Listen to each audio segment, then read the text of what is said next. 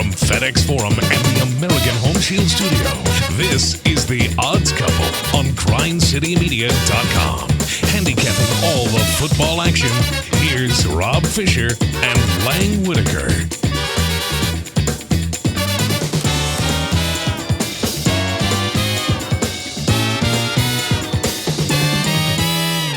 Hello, good people. Welcome to the Odds Couple, Week 13 of the college football season. Kind of a bye week here in Week 13. Feels like Week 2 all over again. Welcome to the program. Rob Fischer, Lang Whitaker with you. Very busy show for you today. Of course, Lance Taylor will join us from Birmingham to handicap all the action coming up this weekend. We'll go over all the notes and the trends for the weekend as well. Vinnie Verno will stop by. We'll have our picks for the week coming up a little bit later on. How are you, Lang? I'm all right. How are you? I'm good. We're winding down. It's crazy, right? Feels like we should be on week 3, not 13. Yeah, 13. But that being said, we've been through 13 weeks. I have learned a few things. Oh, yeah? Number one, farewell Tua. Tua Tagovailoa sounds like Dunzo at Alabama. Yeah. We had the hip injury this week. Does he go down as Alabama's greatest all-time quarterback? Let me throw this out there. He won one national title, never won the Heisman. Via a tweet from Roger Sherman, if his career is over, he will have shattered FBS career records for passer efficiency rating. It's 199.5. Previous record was 181. Shattered the record for yards per attempt, 10.9. Touchdown rate. But A.J. McCarron won 2 titles. Yeah.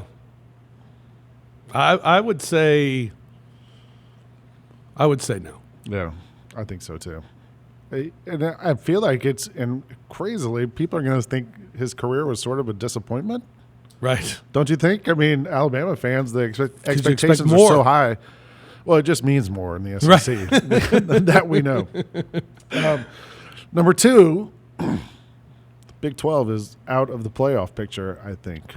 Yeah. Right? At this point, Oklahoma had crazy comeback, beat Baylor, but now they both have one loss. And at this point, I think they're both behind everyone else. At this point, that 4 team, if it's not UGA, it's going to – I guess Zombie Alabama is still in the mix, but I don't feel like they're going to get it. Pac-12's more in the mix, it feels like, than the Big 12. Oregon or Utah, one of those two is going to win out and make it in, I would guess. And then – or Penn State might even be ahead of the Big 12 at this point. So farewell to the Big 12. By the way, second half of that game, Oklahoma had 58 plays for 368 yards. Baylor, 16 plays, 69 yards.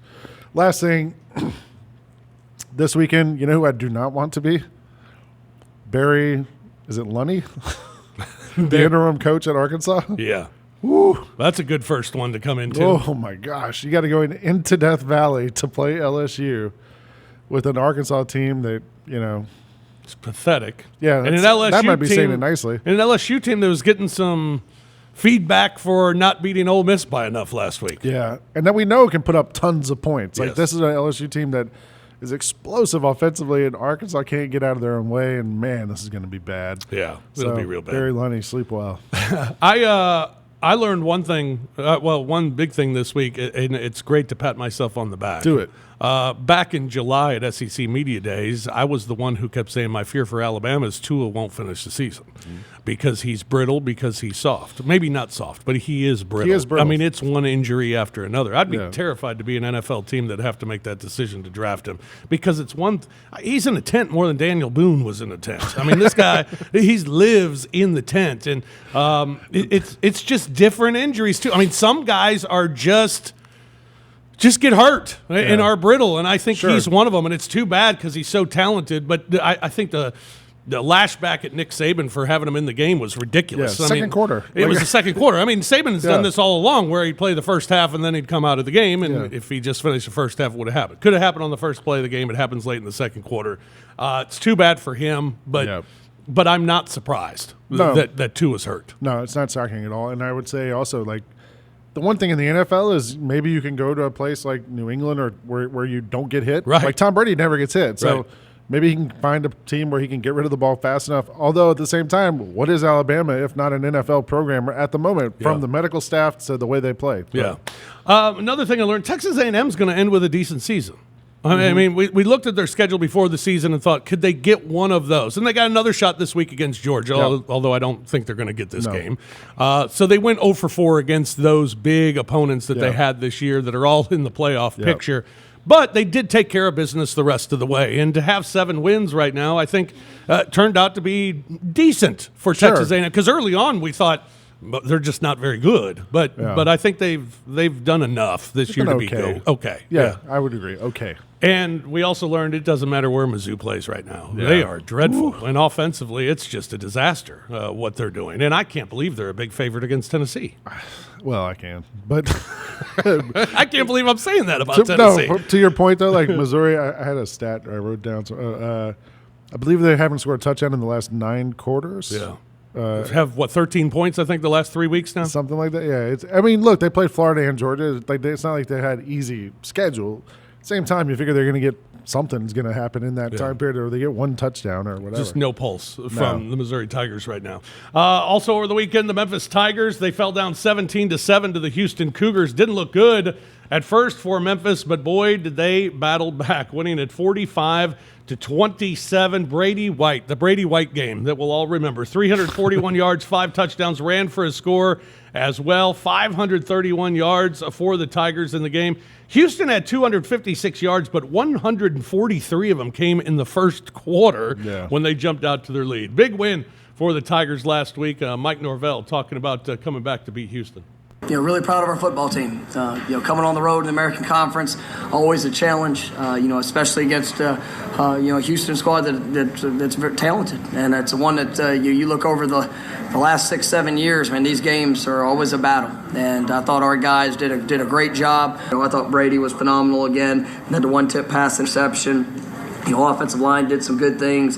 I thought we were able to have the balance that we wanted to throughout the game. Offensively, defensively, what a response there in the second half. Did a great job. I thought we were able to it was really a game of ball control. And Houston had the ball a lot there in the first half, and then we were able to take it over really in the second half. But when you look at the third down conversions, anytime you're 9-13 on third down, you're going to be sitting in pretty good shape. I thought our guys just competed throughout, and just really proud of the football team. Despite the slow start, their best game, I think, in a while. Yeah. On both sides, at least. The defense, after the first quarter, really settled in. I feel like they got the win. It's kind of. I wonder how much they're looking forward to the Cincinnati game in 2 weeks. They had this game, and then they play South Florida, who I think they're 4-6 now. But South Florida gave it a little bit of a game. Cincinnati came down to a field goal. So I wonder how much they were looking ahead, and then they kind of did the opposite of the Grizzlies, and they woke up and were able to polish them off. Yeah, so nice win for the Tigers last week. South Florida this week, 14.5-point favorite for the Tigers. Georgia Bulldogs, they held off Auburn in the Deep South's oldest rivalry, 21-14, led 21-0, couple of touchdowns by Auburn in the fourth quarter, and then Auburn had a chance in the fourth quarter with the ball, but Georgia's defense was so good throughout that ball game that I thought for Georgia, their identity right now, as we look at them, is their defense. I thought my friend Spencer Hall from SB Nation had a great line. He said Georgia's the wealthy funeral home director of college football teams right now. They might be well off, but no one wants to watch what they do to get there. They're boring. They're not fun to watch. But when they played that man-to-man defense for the first 2.5 quarters of the game, and they just stopped Auburn over and over and over and over. It was 3 and out. Yeah. And nobody's more fun to watch than an exasperated Gus Malzahn. He's like a Sunday school teacher who can't get the kids to be quiet, but he doesn't want to show anger, and he's trying not to, but it's there. You see it simmering under the surface. But then when Georgia, they got up 21-0, and then they kind of went into a prevent thing. And, my dad always says the only thing a prevent defense does is prevent you from winning. Mm-hmm. And then at the end, they went back to the man-to-man and stopped Auburn twice in a row. So I feel like Georgia's defense is way better than I think people realize, even because they're so boring. You don't really see it. They don't have the names or the hype around it, but they're a team, man. I mean, they've gone under now in 8 of their 9 lined games, which is something else. Fromm threw for 3 touchdowns, but just 13 of 28 on the day. Swift ran for 106. Afterwards, Kirby Smart talking about the win over Auburn. What an incredible atmosphere. that it was a play-in. Good teams never quit, and we got to do a good job of putting people away when we have an opportunity to. I got a lot of respect for Gus and his program and their staff, a lot of friends on their staff, and their kids play really hard. Our kids are very resilient to come in this place and lose momentum, obviously lose momentum, and to be able to go back out and get it, I thought show some fortitude and ability to handle some tough adverse things. So really proud of our guys. But with all that said, it's on to the next one. Texas A&M's got a great team, great program, and we got to get better. Yeah, Georgia, the first team with 3 straight SEC East titles since Florida won 5 straight back in 1992 to 96. Auburn falls to 1-3 against top 11 teams on the season. Georgia in that 4th spot now as far as the playoff is concerned. Got to take care of business this week and next week against Tech, and then it's SEC title, and they'll have their hands full with LSU. Kirby also dropped an F-bomb in one of those press conferences and had to apologize profusely for it, which was probably the most non-conservative thing he's done since he's been at UGA, which is interesting. They got Texas A&M this week. The Dogs are a 14.5-point favorite, total at 45.5 in this ball game. A&M 21-14 straight up, their last 35 on the road. 12-3 straight up against SEC East teams. They've won 9 straight against the SEC East. However, they've lost 3 straight against top 25 opponents. 6 of their last 7 games on the road have gone under. Georgia, as I mentioned, 8 of their 9 games this year have gone under, including the last 5. And their last 5 at home have also gone under. They're 25-13 against the spread, their last 38. 18-7 against the spread against SEC opponents. 16-4 against the spread, taking on winning teams. 17 of their last 18 home wins for Georgia have come by 14 or more points, and they're 71-5 straight up against unranked opponents. Jimbo Fisher, the head coach of Texas A&M, on the tough task this week. I've got really good players, coach very well, and as good a defensive we've played all year without a doubt, by far. Offensively, as good offensive line, they can run the football. Backs are outstanding. I mean, you talk about Swift, but 35 and all them other guys, they're really good players. They use the play-action game very well. Jake's a tremendous quarterback, takes care of the football, makes smart decisions, plays winning football, makes the big plays when he has to, can run it whatever he has to do. Really good player. They have big, long guys at the receiver position, hard to match up in what you do there. And they're a very sound football team, offense and defensively, really good. Scoring 32 and giving up 10, so that's pretty good. This is a big-time team. They're in the top 4 for a reason. They won the SEC West for a reason. And so we have to go over there in their opponent and in their field. We have to play one heck of a football game to have a chance to compete with them and play. And sold. SEC East, by the way. Georgia won the SEC East. It's going to be a tough task for Texas A&M. They just haven't shown that they're good enough to beat these sort of teams. And Georgia, we talked about how good their defense is. Georgia has given up 75 rushing yards per game, 3rd in the country against the run. 1 rushing touchdown they've allowed the entire season. That was against Auburn. Yeah. Also, Georgia's offense, I know it's boring. They check down. They've been in the red zone 40 times. They've scored 39 times. So pretty impressive. Good luck, Texas A&M. Yeah, good luck to Arkansas this week, too. LSU, a 45.5-point favorite. Total at 71 as the number 1 team takes on an interim head coach. LSU 7-1-1 against the number this year. 6 of their 9 games have gone over. They've gone over in 9 of their last 12 as well. They've won 15 of their last 16 at home. Arkansas is allowing 40 points a game against SEC opponents. They're going to allow more than that this week against LSU. They are 1-6 against the spread their last 7, 4-27 against top 10 opponents. They've lost 17 straight against the SEC opponents, 8 straight on the road. They have gone under in 7 of their last 11, under in 7 of their last 8 on the road. Head-to-head in this matchup, the under has played 4 of the last 5. LSU has won 3 straight. Ed Orgeron, after last week's victory against Ole Miss, talked about the defensive struggles against the Rebels. That's what I have to remind them of. Let's enjoy the win. Let's don't get greedy. You know what I'm saying? Let's keep our feet on the ground. Object is to win the game, and we won the game. We won it by 21 points. But obviously, when you don't play well on defense at LSU, nobody's feeling good. That's just the way it is. We're going to get better, and we're looking forward to playing Arkansas next week. We're leaving here 10-0. We're very proud of that. 10-0, 6-0 in the SEC, 58-37 over Ole Miss. You said good luck to Arkansas. Yeah. They need more than that. They need more than that. Barry Lundy might as well take the field with a cigarette and a blindfold. It's not going to be pretty. It's not going to be pretty in Tuscaloosa either. Alabama hosting Western Carolina. Alabama 14-26 against the spread as a 31-plus favorite. 4-12 against the spread against non-conference opponents when they are a 30 or more point favorite.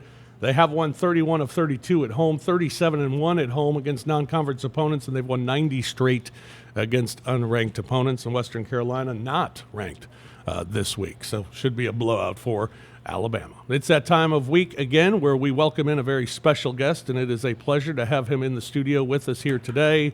The great Vinnie Verno joining us here today. Vinnie Verno. Where is Vinnie Verno? Oh, here he comes. Oh, whoa. Vinnie Verno. There he is. Flying in. Where's your Washington State sweatshirt? I haven't gotten I it yet. told you about Cougar money. Let me check these pockets. You ain't got nothing in them. I tried to give you both Cougar money. You don't listen. You drive down to Tunica, you put $1 million on Cougar money, and look at me. Yep. Yeah. Looking good. Principal bet this week. Principal bet. Not the kind that runs a school. A bet you make on principle. Okay. What'd you say the LSU line was? 45.5. All right, we're taking plus 45.5. That is a principal bet. Let me understand to you. The coach of the Arkansas Razorbacks is Barry Lunny Jr. Or is it Looney? Is it Barry? Huh? Lunny. Barry Lunny Jr. I don't know, We think. honestly. His father was the great Barry Lunny Sr., Of course. Right. who was one of the greatest high school football coaches in the state of Arkansas. Barry Lunny Jr. played quarterback at Arkansas. Right. It's in his blood.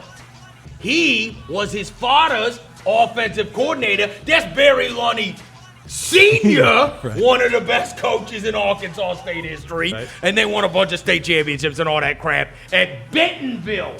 Do you know about Bentonville? I do. I don't either. Here's what I do know. LSU gave up 400 friggin' rushing yards last week. Yeah.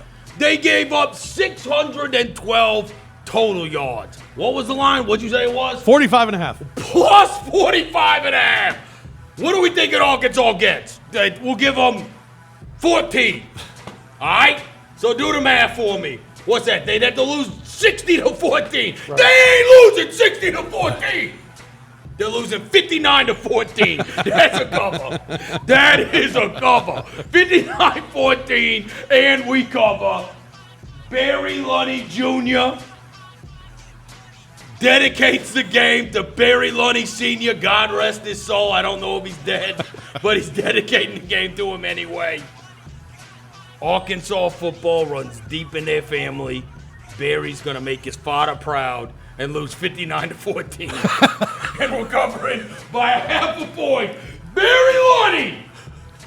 Principal pick Principal. this week. Yes. If you see plus 45.5 in the SEC, you bet it on principle. That wasn't my pocket, by the way. Barry Lunny, you're poor. You ain't got Cougar money, Whitaker.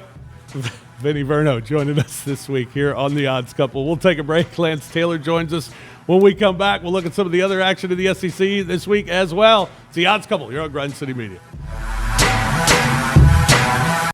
Millions of fans have witnessed the concert experience that launched a one-of-a-kind rock holiday tradition. Trans-Siberian Orchestra, live in concert. The all-new Christmas Eve and Other Stories, presented by Hallmark Channel. December 19th, FedEx Forum. Tickets are on sale now at Ticketmaster.com. Another Beaver production. WWE returns to Memphis for the first time in 2020 with Friday Night SmackDown. Friday night, January 3rd at FedEx Forum. You'll see Roman Reigns. You must have not got the memo. Braun Strowman. Somebody is going to get these hands. Sasha Banks. SmackDown Women's Champion Bayley. The Fiend. Bray Wyatt and more. Don't wait. Great seats are available now at the box office and Ticketmaster. Grizz Nation! Download the all-new, all-access, all-in-one Grizzlies mobile app. Get 3 new experiences with one app, including a fresh Grizzlies look and feel, along with new access to FedEx Forum events and Grind City Media news and notes on all things Grizzlies, football, and more. From podcasts to purchasing tickets, playing Pop-A-Shot, and more, the new Grizzlies app has it all. So don't delay. Upgrade your experience and download the new Grizzlies app today. Available now at the App Store and Google Play. Just keep global pop sensation Ariana Grande live in concert. The Sweetener World Tour 2019. FedEx Forum, Saturday, December 7th. Get tickets now at livenation.com. The #1 selling album, Sweetener, is available everywhere. There's more at arianagrande.com. I'm living, so we turn it up.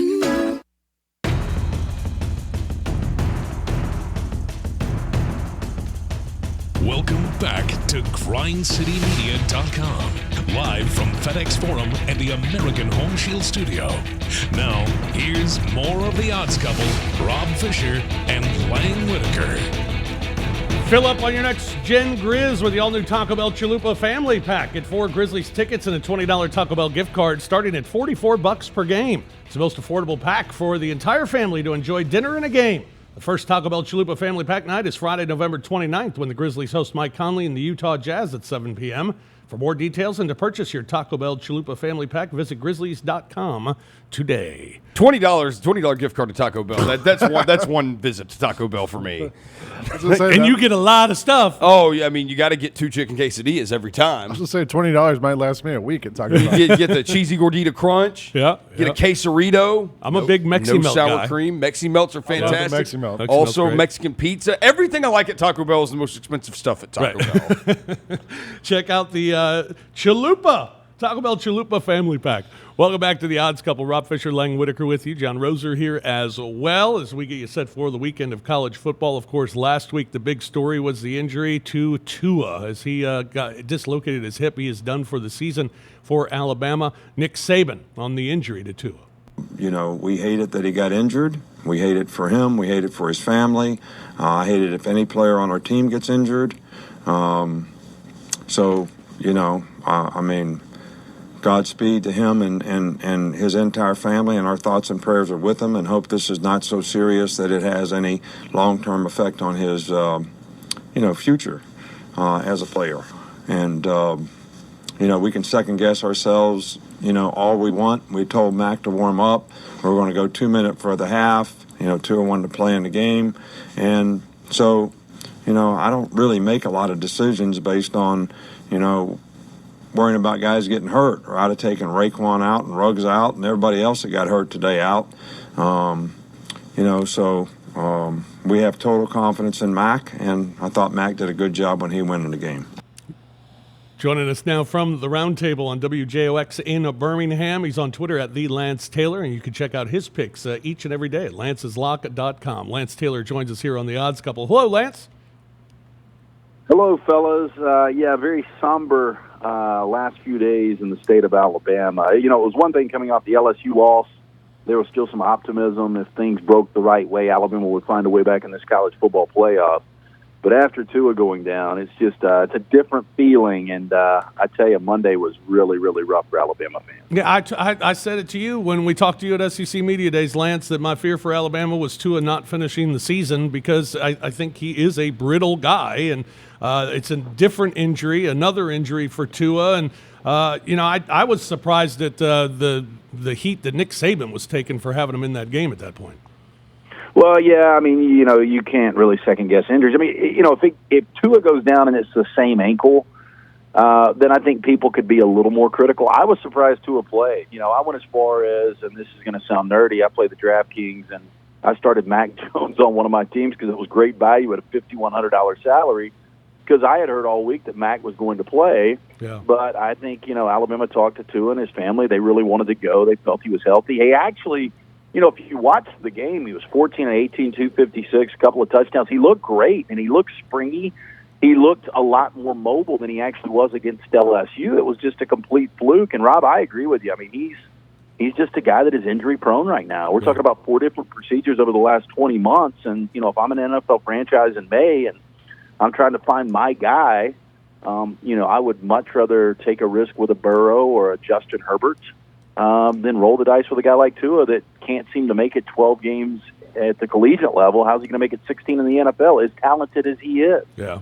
Alabama this week, they got Western Carolina. The big matchup, I guess, in the SEC this week is Georgia home to Texas A&M, giving 14.5. A&M's turned out to have a decent season. It's 7-3. They haven't been able to beat any of the big dogs that they had on their schedule this year that are all involved in the college football playoff. They get one more shot against Georgia, but I don't think A&M has shown the ability to beat teams like this. Yeah, A&M, I'll tell you this, Jimbo gets his teams to the window, at least since he's been in College Station, 17-7 against the number as the Aggies coach. They're 0-3 against ranked teams. They have won 4 consecutive games, and Isaiah Spiller is running the football very well and keeping that offense with some balance with Kellen Mond. Over 500 yards and 5 touchdowns during this 4-game winning streak. Interesting thing here, this is the first matchup between A&M and Georgia since A&M joined the SEC. These two hadn't played since 2009. Independence Bowl, I look at Georgia, Jake Fromm just struggling. Although they go up 21-0 on Auburn and lucky to hold on and survive in that game, he's only completing 46% of his passes the last couple of games out. You look at A&M, the defense shaky early on, but they're only allowing completion rate of 54%, second lowest in the SEC. I'm catching 13.5 here. I'm taking A&M. I think this one's interesting into the fourth quarter. I think Georgia ultimately wins the game, but I'll take the points. This week we got Mizzou hosting Tennessee. The way Mizzou has played the last few weeks, I'm stunned that they are favored in this game against Tennessee, especially with Tennessee covering their last 5 games. Going to Columbia, what do you think about the Vols and the Tigers? Yeah, Rob, I am a little surprised that Missouri is favored. Going into last weekend where they played so bad against Florida offensively, they were 5-0 in Columbia, but it's just a different Missouri team right now, and I don't have a lot of faith in Kelly Bryant. When you look at Tennessee since that 1-3 start, they've really turned it around, and I've even seen some projections now, Tennessee going 7-5 and going to the Gator Bowl, and what an amazing turnaround that would be for Jeremy Pruitt. Yeah. As you mentioned, 5 straight covers. They're 4-1 straight up in those games. Missouri 0-6, their last 6 out against the number. I'll take the points here. I'll take Tennessee +4. Yeah.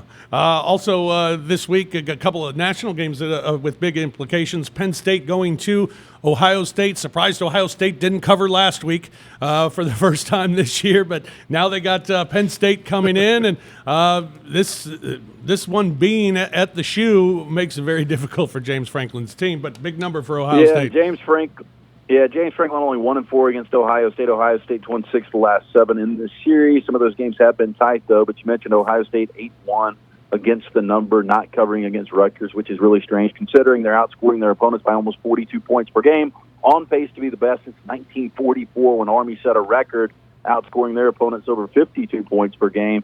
Penn State's defense has really carried them, and they've been great against the rush, allowing only 76 yards per game on the ground, but they've given up a lot through the air, 84th in the FBS versus the pass, over 240 yards per game. I think we'll see a lot of Justin Fields, a lot of success there. It's a big number. It's dipped down to 18.5. I'm going to lay it here. I like Ohio State in an early game in Columbus, ultimately running Penn State off the field in the second half. Baylor last week against Oklahoma, boy, did they look great in the first half, and then just a devastating second half to lose to the Sooners. I like Coach Rule. I think they bounce back this week because they got Texas at home.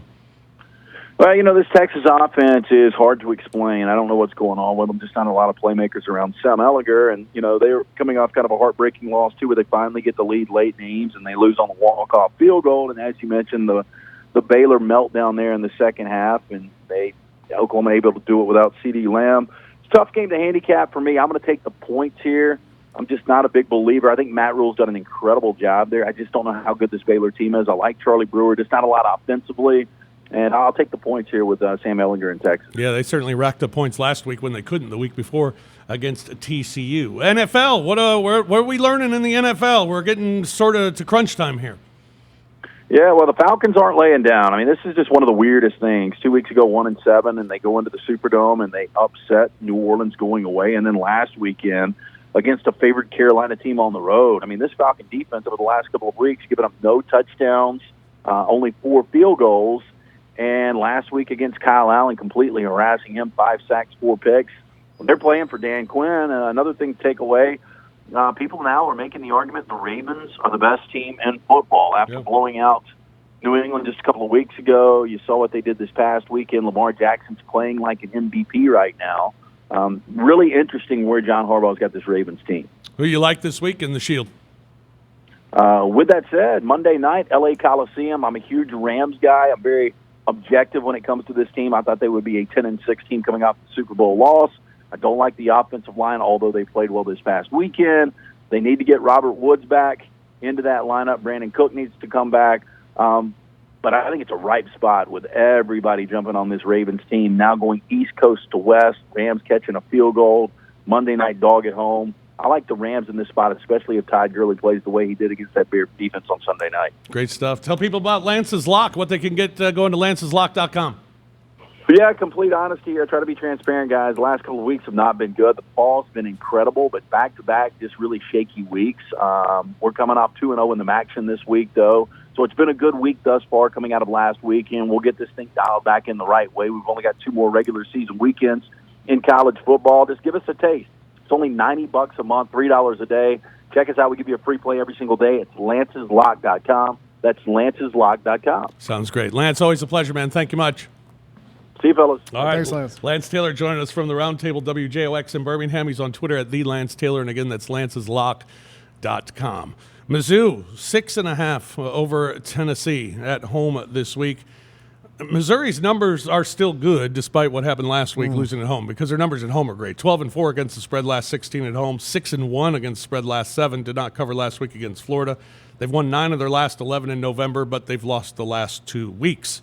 8 of their last 9 have been under. 8 of their last 9 at home have gone under. Tennessee, meanwhile, has gone under in the last 5 on the road. The total in this one's 45.5. Tennessee has covered their last 5 games, and they've won 3 of their last 4 SEC games. Jeremy Pruitt, head coach of the Volunteers, talking about Mizzou. When you look at Missouri, a team that is 5-1 at home, they lost this past weekend, but the game was really close against Florida. A couple of things didn't go their way down the stretch. Team that's really kind of dominated this series, in the past. So, it's an opportunity for our guys to go on the road and play a good football team that's very well coached. When you look at them, especially on the defensive side of the ball, we got a huge challenge for us. We got to find a way to continue to improve as a football team. And I've said this a bunch of times. We have yet to play our best game. We've yet, to me, in my opinion, played a complete game. Coming off a bye, too, for the Vols. Let me give you 2 terms from Derek Dooley, offensive coordinator of Missouri, that he used in the last couple of weeks to describe the Missouri offense. Pathetic and football hell. Yeah. That's not neither good. one of them. And that's with Kelly Bryant playing. That's with Kelly Bryant, yeah. So I think I said it a couple weeks ago. Tennessee had a chance to kind of run off some wins here, finish with 6 wins. Lance was saying 7. Yeah. I mean, we're going to see. With Mizzou and Vanderbilt left, why not? We're going to see some bowl game balls, I believe. Yeah, this is a big one for Tennessee for sure. Mizzou still needs a win to become bowl eligible as well. They'll have Arkansas, though, in the final week, so they'll be okay. Head-to-head, Missouri's won 5 of the last 7, including the last 2 against the Vols. Speaking of Tennessee, ETSU is in Vanderbilt to take on the Doors. Vanderbilt 1-9 against the spread this year, 3-9 against the spread their last 12 at home. 21-1 against FCS schools, and 18-16 against the spread as a favorite. And Tennessee Martin, they will visit Kentucky this week. Kentucky's won 10 of their last 13 at home, covered 4 of the last 6. 2-10 against the spread at home against non-conference opponents. 5-13 against the spread as a favorite. They are a perfect 11-0, taking on OVC teams. Derek Mason got the vote of confidence. He's got another year. He's coming back for another year. He's 2-8 this season. 26-46 overall. And as he said, it's just always going to go in waves. But he, as he also said, he's the right man for the job. He is the right man. Yeah. All right, we'll take a break here on The Odds Couple. When we come back, we'll wrap things up. We'll talk a little Memphis Tigers. They got a big one this week at South Florida. And we'll also have our picks for the week. That's coming up next here on The Odds Couple on Grind City Media. The voice, the hits, the tour. The wait is over. Celine Dion, Courage World Tour. February 9th, FedEx Forum. The first North American tour in over a decade. Reserve seats on sale now at Ticketmaster.com. Celine Dion. Produced by Concerts West. Get tickets now. Having sold more than 100 million records worldwide, the iconic Cher returns. Here We Go Again Tour 2020, performing hits spanning her entire career. FedEx Forum, March 16th. Featuring special guests Nile Rodgers and Chic. Get tickets now at livenation.com. For more, visit share.com. Grizz Nation, all new 10, 22, and flex packs for the Grizzlies 2019-2020 season are on sale now. Save big on single game prices and guarantee your seats to the best games and promotions for the upcoming year, including the Lakers, Warriors, and more. Choose from half season, weekend, and big game plans, plus enjoy extended payment options, all starting at $12 per game. Get your new pack today and call 901-888-HOOP or shop at grizzlies.com. Art, sound, and sensory overload. Tool Live. Friday, January 31st, FedEx Forum. The new album, Fear Inoculum, out now. Tool. Get your tickets on sale now at livenation.com. Tool, presented by Live Nation. Welcome back to the Odds Couple on GrindCityMedia.com. Live from FedEx Forum and the American Home Shield Studio. Here's the Odds Couple, Rob Fischer and Lang Whitaker. Hey, make the right choice with all new Grizz Pass, which gives you access to all home games in December for just $69, including matchups against the Bucks, Spurs, Heat, and more. Your seat location will vary on a per-game basis, but Grizz Pass guarantees you, at minimum, terrace-level seats for all games, all via the official Memphis Grizzlies app. The Grizz Pass is on sale now, but hurry, this offer is a limited time and only while supplies last. Visit grizzlies.com/GrizzPass today before it's too late. Welcome back to the Odds Couple, Week 13 of the college football season. Rob Fischer, Lang Whitaker with you. The Memphis Tigers are back in action this week, back on the road as they travel to Tampa to take on South Florida. Tigers come in as a 14.5-point favorite. The total in this one is 60. Tigers' numbers have been great. 10-6 against the spread last 16. 9-6 against the spread as a road favorite. 10-2 against the spread as a 10.5 to 21-point favorite. 19-8 against the spread on the road when the total's between 56 and 63. 8-1 against the spread in November. 10-3 straight up in NFL stadiums. Hey. They'll be playing at Raymond James this week. Yep. And they've gone over in 7 of their last 9, including going over in their last 6 games. Head coach of the Tigers, Mike Norvell, talking about the Bulls. The last 2 weeks they've had unbelievable battles. I mean, they played Cincinnati's the top. I think they're 17th in the country. And it came down to a last-second field goal. For South Florida, they missed out on a lot of opportunities in that game. I think their field goal kicker was 1 of 5. You had some chances to win that game and really dominated, I thought, in most phases throughout the contest. The week prior, they played Temple, which we know is a quality opponent. And that was a 10-point game there to the very end. And so this is a team that has talent.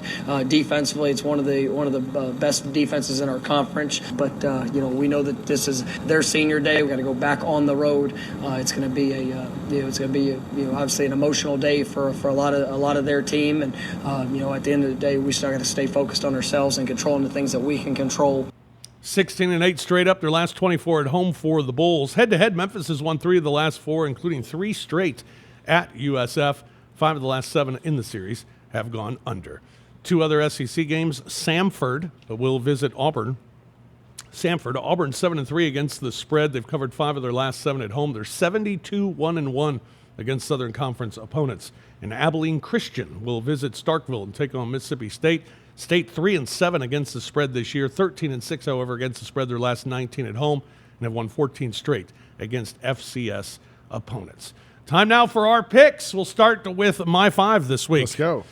I'm going with the Memphis Tigers minus the 14.5. They really showed me something last week, and the thing I always say about Mike Norvell, I think he does a good job of just having this team prepared week to week without looking ahead. I don't think they'll look ahead. I think they take care of business. I like Tennessee getting as many points as they are against Mizzou. Ohio State, I'll take them. They're 8-2 against the spread this year, 7-1 against the spread after 2 or more straight-up wins. I like Georgia minus the 14.5 against A&M, and I'm going Baylor minus the 4.5. Texas has won 17 of the last 21 against Baylor, but I think Coach Rule gets them ready to bounce back this week and take on this Texas team and take care of business against Texas this week, minus 4.5. Even if Coach Rule wears like that garbage bag with the sleeves cut off on the sidelines, what's going on with that? Yeah, I don't know. It doesn't look good. But Texas just not as good as we thought. Top 4, I agree with you on all 4 of those. Memphis, UT, Ohio State, UGA. And then I'm going to go with Samford giving the 45. Well, we'll get to that one. I'm sorry. I jumped the gun. Before that one, the Arkansas, LSU. You're taking Arkansas. I'm taking them, man. 45 points. Give me that. We've seen LSU's defense. We know Roser loves Dave Aranda. We think he's going to run up that many points, allow that many points to separate these two teams. I do not think so. I mean, I think LSU will score at least 56, but that means you've got to shut out Arkansas. Yeah, Arkansas is going to score 20-something, and I also think LSU's at the point now where they know what they're aiming for, and they might get a little bit of a lead. And we saw what happened to Tua last week. They're going to take their time, rest. The defense is still banged up. I think Arkansas is going to cover this thing. All right, all those picks you can find on the Grind City Media Pick'em panel each and every week. That'll be out tomorrow on social media. You can check it out on Twitter at Grind City Media. Who else is on the panel? It's everyone from Grind City Media. It's Who would that be? Roser, Vernon, Devin Walker, Meghan Triplett, myself, you, Eric Hasseltine, and Michael Wallace. There's a chance Devin Walker and Meghan Triplett will not be on this week's panel. Oh, really? Yeah. So we'll see. Oh, wow. Still waiting on them to give me their picks. Some controversy there. Well, they better get them in because they're up. Megan's up near the top there, too, isn't she? All right, our off-the-grid pick this week. You kind of teased it. I teased it. I accidentally spoiled it. I'm going with I found a line. You could not even find the line. Samford, 48.5. Getting 48.5 points. I mean, even if they lose the game 47-0, they cover. Yeah. If they lose 48-0, they cover. It's nice starting the game knowing you have a 48.5 point lead. Yeah. I'm going to go with Samford. I mean, Auburn, I think they're going to be ticked off after the way they got pushed around by Georgia last week, and they kept having all those three and out drives. But I feel like Samford's got it. There's no way they can lose by more than 48 points. Yeah. I went with Baylor. I'm also going with Minnesota to bounce back this week against Northwestern. Northwestern's just awful. They got lucky having UMass last week on their schedule. Did not cover against a horrible UMass team.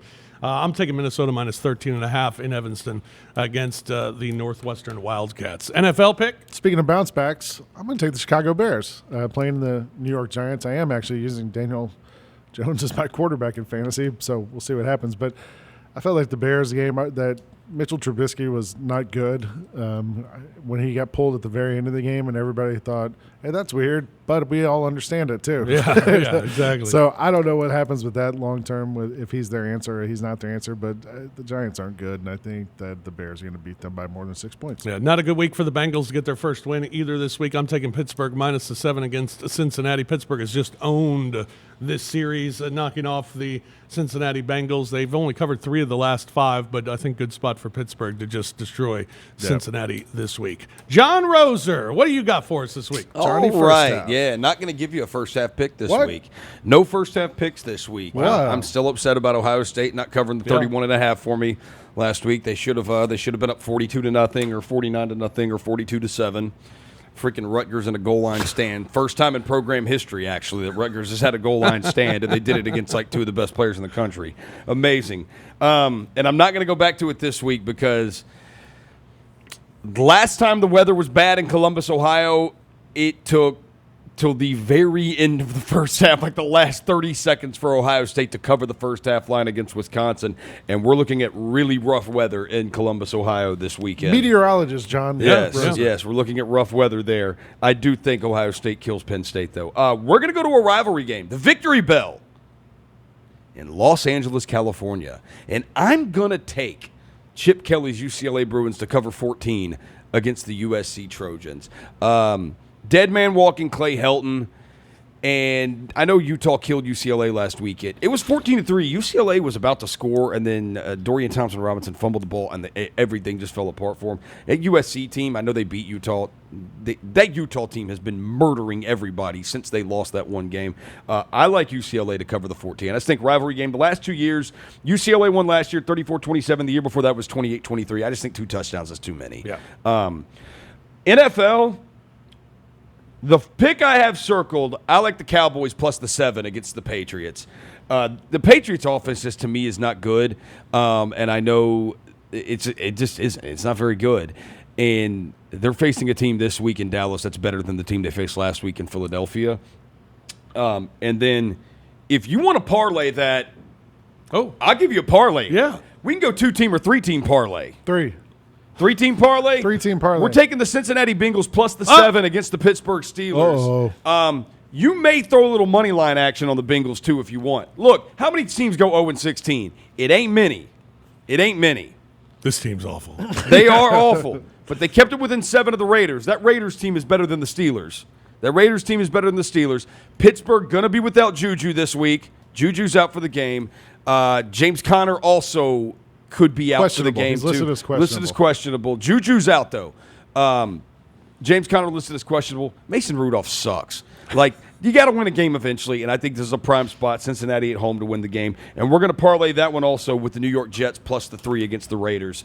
The one thing the Raiders do well is run the football. The Jets 6th in the NFL in rushing defense. So I think the Jets cover at home, too. So Cowboys, Bengals, Jets, parlay all 3 of them.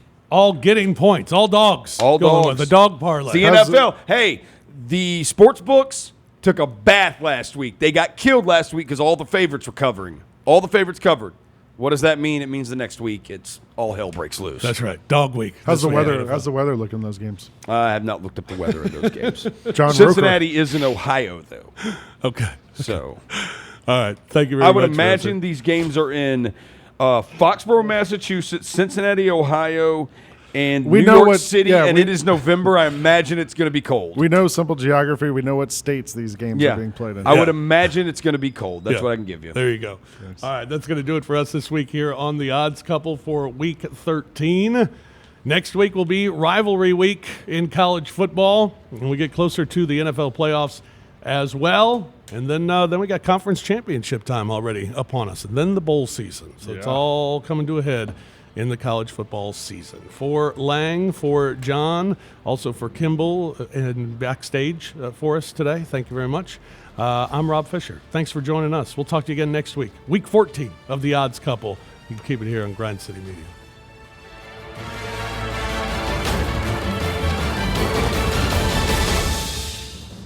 You've been listening to the Odds Couple from the American Home Shield Studio on GrindCityMedia.com. Tune in next week for more football handicapping with Rob Fisher and Lang Whitaker.